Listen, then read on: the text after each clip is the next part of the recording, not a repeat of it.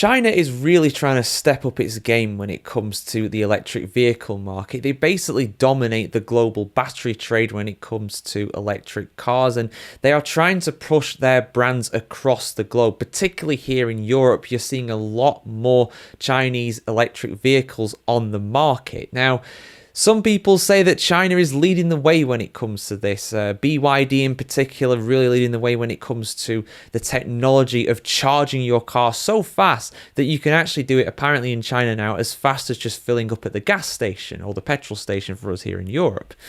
But unfortunately, whenever this kind of progress, whenever technology is being pushed, sometimes people pay, and sometimes people pay with their lives as well.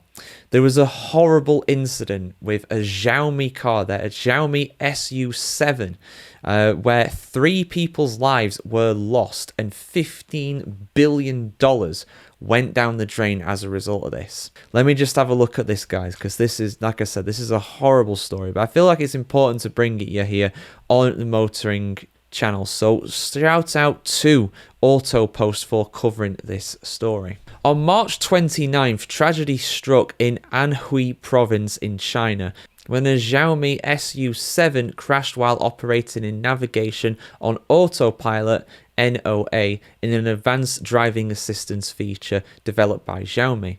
3 college students aboard the vehicle were killed after the SUV left the highway and collided at approximately 60 miles per hour.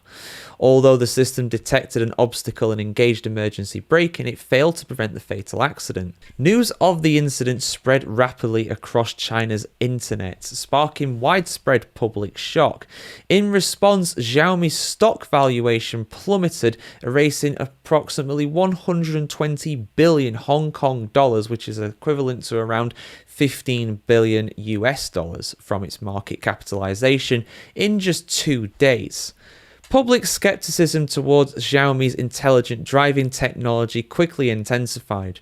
Notably, Chinese state media outlet Guanxia CN criticized the incident, highlighting that exaggerated marketing promises could lead directly to real-world tragedies. And yeah, looking at that picture, it has. That is horrific. There's barely anything left of that car. There's no surprise, really, that 3 people lost their lives in a tragic crash like that. In one especially poignant detail, a victim's mother revealed she had repeatedly warned her daughter not to trust the autonomous driving system overly.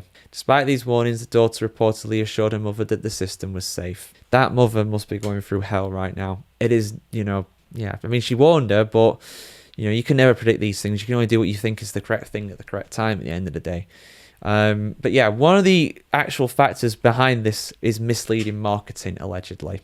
Let me show you why. The primary issue emerging after the crash is the widespread misuse of terms such as intelligent driving, with marketing materials creating consumer confusion. Not only Xiaomi, but numerous Chinese EV brands have marketed Level 2 Advanced Driver Assist Systems, ADAS, in ways that suggest that they approach fully autonomous driving capability.